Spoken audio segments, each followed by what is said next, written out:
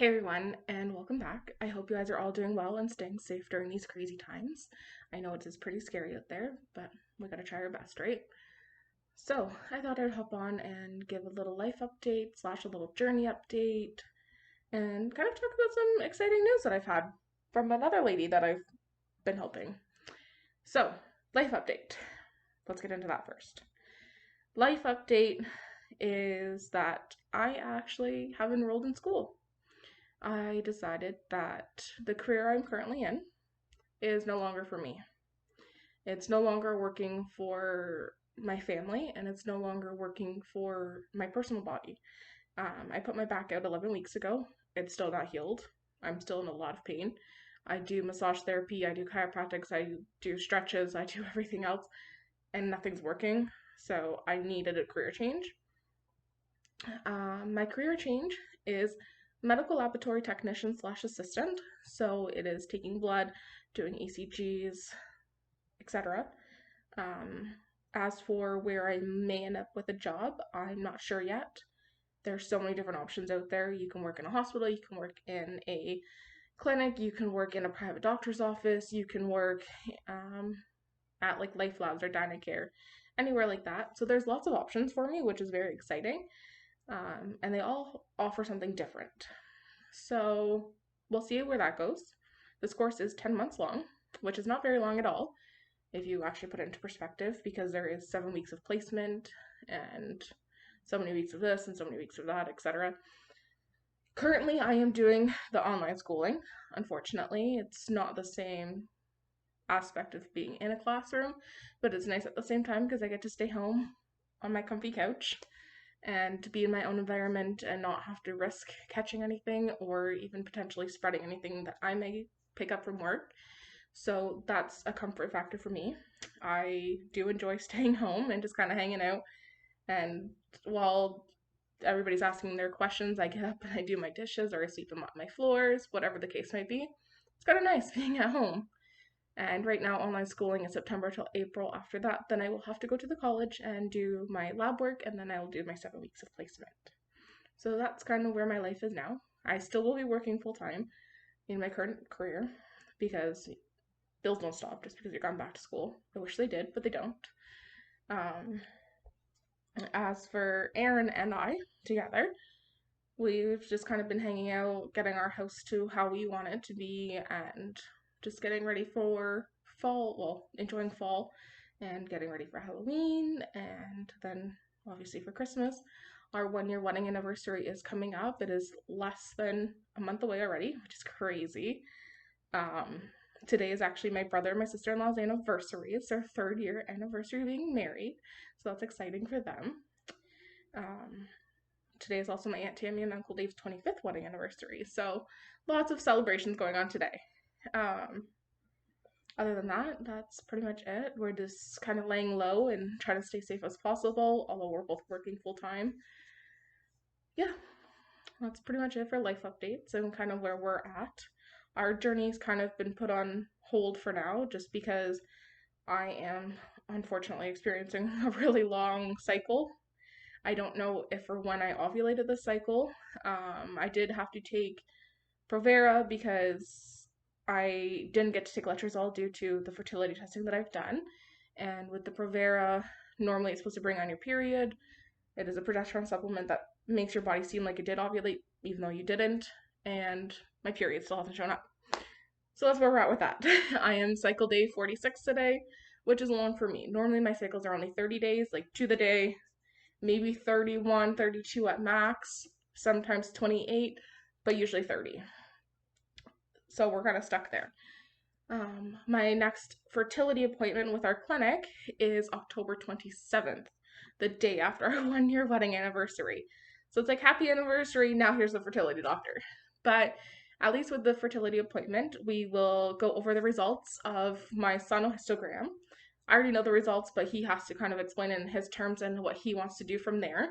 And just go over if we're going to continue with medication, if we're going to do IUI, if we're going to be doing IVF, or what. Whatever he wants to do, we're going to kind of go for. We were thinking of kind of like slowing down the process for now just while I'm in school, but we figured it out. even if I did get pregnant next month, the baby wouldn't be due until after I'm done school. So either way it works. I mean, I would be 9 months pregnant while in my placement. It's not the most practical timing, but if that is God's will, that is God's way, and that's how we're going to leave it. Going forward with this whole journey of videoing and documenting and sharing my journey. After I shared my first couple of videos, I didn't know what to expect. I didn't know anybody's going to reach out. I didn't know what was kind of going to go from. Well, I did have somebody that I went to high school and elementary school with, actually. I met her in grade 1. That's how long I've known her for. She reached out after the first couple of videos and just kind of shared her journey, and that she's been suffering for a couple of years with infertility, but because we're young, doctors don't take you seriously and they want you trying for 1 year, and there's so many stipulations around it.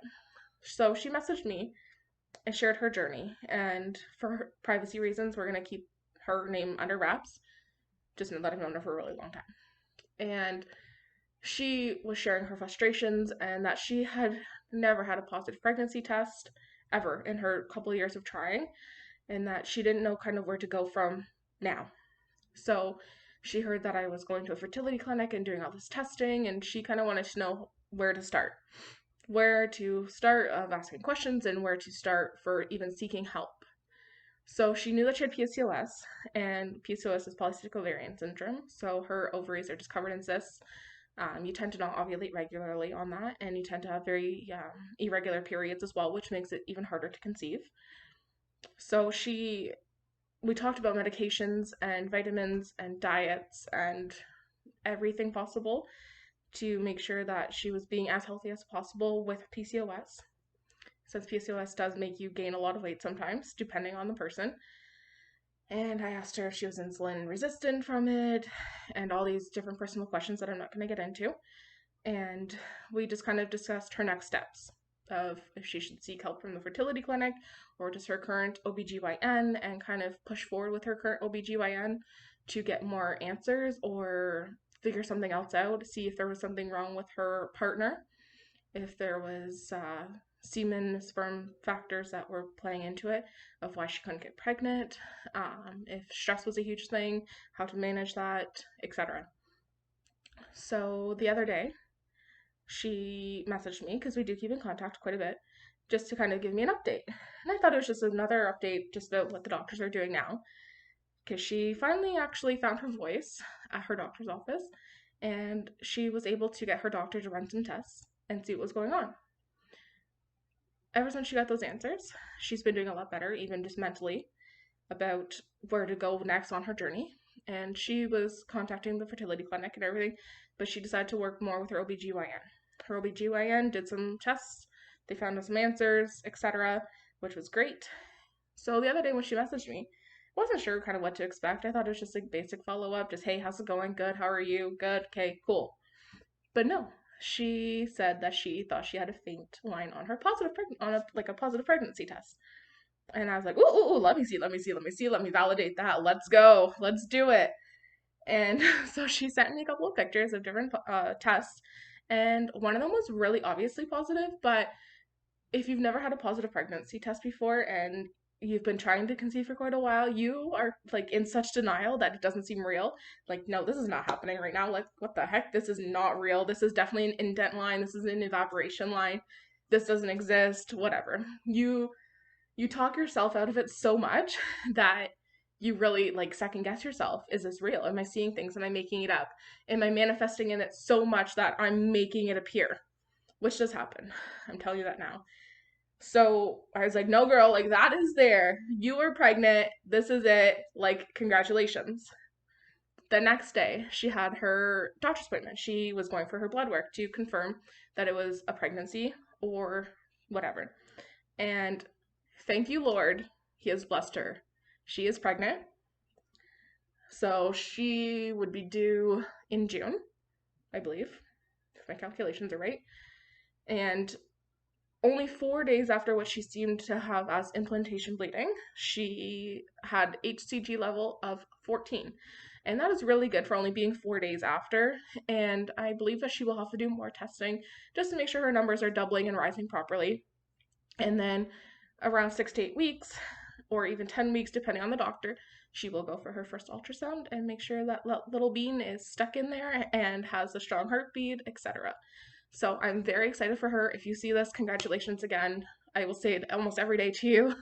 It's amazing that somebody I've helped is now pregnant. So I'm definitely very excited for her, and she definitely deserves it. I know she's going to be a great mother. So